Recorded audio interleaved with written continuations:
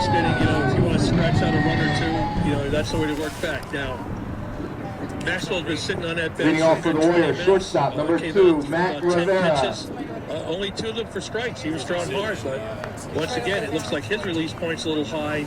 And you got a little Rivera guy up there who has a great eye, so let's see what happens. Matt Rivera stands in from the right side against the righty Bobby Maxwell, the first Delaware Valley Warrior to hit today in the bottom of the first. Delaware Valley down 4-0. And here's Maxwell's first offering, and it's a fastball that misses inside low, 1-0. And he is not shy from the get-go here, going inside on these Delaware Valley hitters.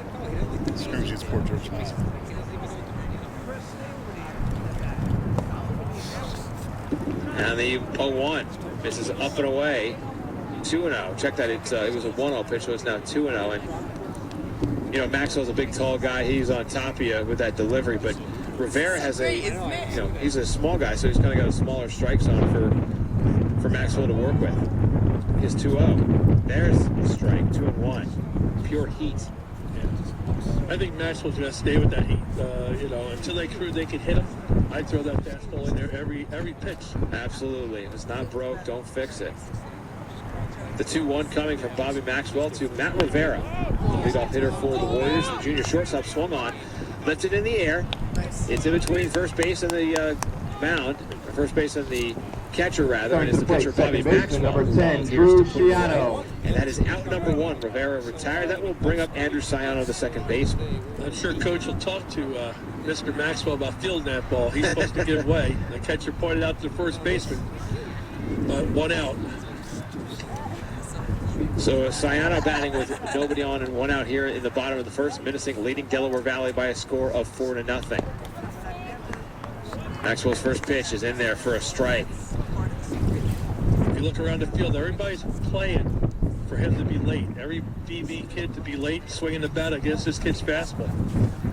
Yeah, the third baseman for Minisink Valley is a good 10 feet off the line down there at third. Here's the 0-1. It's up and away, 1-1.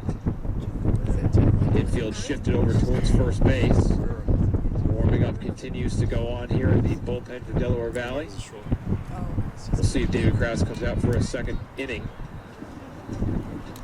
But first, there's the work to do here for Delaware Valley in the bottom of the first. Here's the 1-1 to Ciano. Swung on, hit into right field, tailing ball, and that is a foul ball. Ciano got a nice lick on it, Tony. He just ran out of room. He did, but you may even see these Minisink Valley kids move more towards the opposite field. That was a nice lick. The ball was up. He got on top, it drilled it to right. Nice line drive, but tailed foul.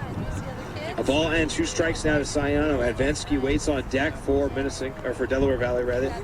If they get a base runner on, Kyle Clark, the catcher, is in the hole. Maxwell gets the sign from Sayeda. He'll go from the full wind. That glove cradled right in front of his chest. We're trying to see that curveball. He brings the glove up, and from the letters, the full wind, the 1-2. Misses low, 2 balls and 2 strikes. Well, we did see that curveball. It was a great spot, great pitch. Good eye by Ciano. Tough to lay off. You see that fastball at 88, 90 miles an hour. Nobody on, 1 out. Bottom of the first, Delaware Valley trailing Minisink 4-0. Andrew Ciano, the second baseman, standing in for the Warriors against the senior righty Bobby Maxwell for Minisink is 2-2. Swung on and fouled down the first baseline again. Ciano a little bit late on the heat. Yes, that's good. Well, he set him up pretty good with the curveball. But gives Ciano a break here. He stayed on top of that fastball, up and in. 2 balls and 2 strikes now to Ciano. Here comes that curveball again, maybe? Maxwell winds and deals. Swung on and missed, and that is strikeout number 1 for Now Maxwell. batting, number 4, center fielder Joe Advensky. And Delaware Valley will send Joe Advensky to the plate. Another great pitch. Took a little off it, a little outside cutter.